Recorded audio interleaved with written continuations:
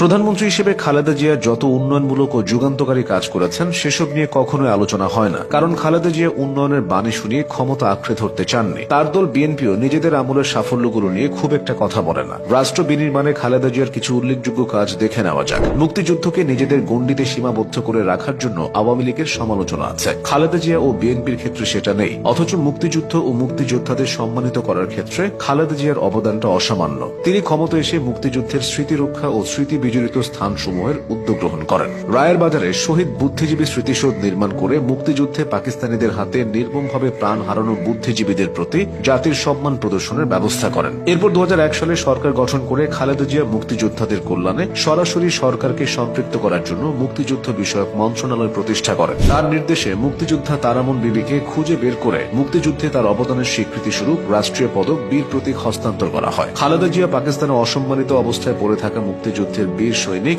বীরশ্রেষ্ঠ মতিউর রহমানের দেহাবশেষ বাংলাদেশে নিয়ে আসার ব্যবস্থা গ্রহণ করেন। এবার আসা যাক অন্য প্রসঙ্গে। 3 দফায় সরকার গঠন করে বেগম খালেদা জিয়ার নেতৃত্বাধীন সরকার রাষ্ট্র পরিচালনার ক্ষেত্রেও বেশ কিছু গুরুত্বপূর্ণ সিদ্ধান্ত নিয়েছেন, যেগুলো এদেশের রাজনীতির ইতিহাসে মাইলফলক হয়ে থাকবে। সংবিধানের 12 সংশোধনীর মাধ্যমে পার্লামেন্টারি পদ্ধতির সরকার প্রতিষ্ঠা ও 13 সংশোধনীর মাধ্যমে নিরপেক্ষ তত্ত্বাবধায়ক সরকারের অধীনে জাতীয় নির্বাচনের ব্যবস্থা গ্রহণ এসবের মধ্যে অন্যতম। খালেদা জিয়ার সরকার রাষ্ট্রীয় কার্যক্রম পরিচালনায়